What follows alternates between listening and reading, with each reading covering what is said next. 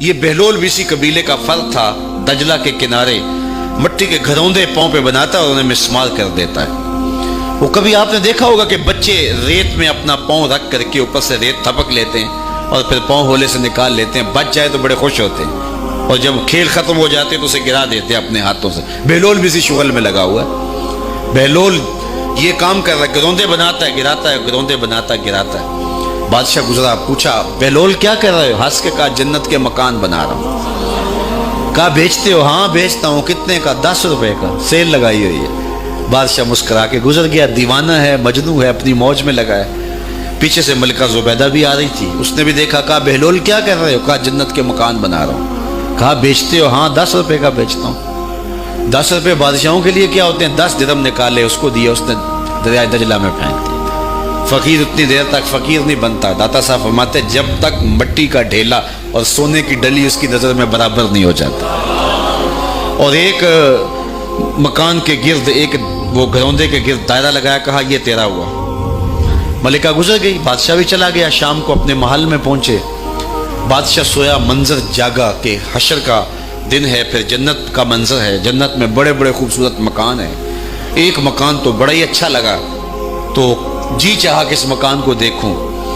تو جب قریب گیا تو دروازے پہ لکھا تھا ملکہ زبیدہ۔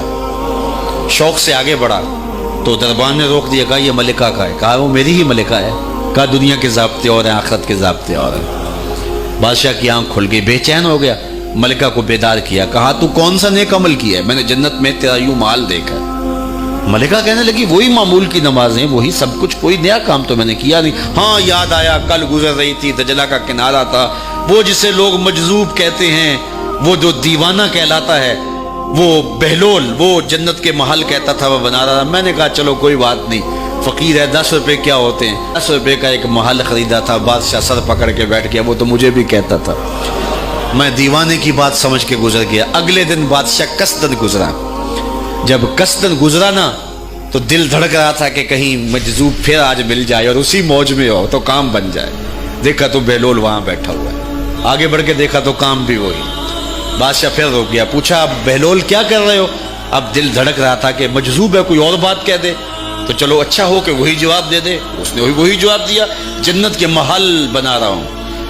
بادشاہ کا کچھ دل ٹھہرا، پھر کہا اچھا بیچتے بھی ہو؟ ہاں ہاں بیچنے کے لیے بنا رہا ہوں۔ بادشاہ ادھر جیب میں ہاتھ ڈال رہا ہے اور ادھر پوچھ رہا ہے کتنے کا؟ کہا آدھی حکومت لگے گی۔ کہا کل تو 10 روپے کے بتا رہے تھے۔ کہا کل تم نے دیکھا نہیں تھا، آج سودا دیکھ کے لے رہے ہو۔ اللہ تعالیٰ ارشاد فرماتا ہے انما تنذر من اتبع ذکر وخشی الرحمن بالغیب، جو ان ڈٹھے سودے کرتے ہیں، جو بغیر دیکھ کے کرتے ہیں۔ اچھا چلو ایک خوشخبری میں آپ کو بھی سناؤں، اور وہ خوشخبری رسول اللہ کی زبان سے۔ حضور نے فرمایا طوبی لمن رآنی وآمن بی وطوبی 7 مرات من لم یرانی وآمن بی۔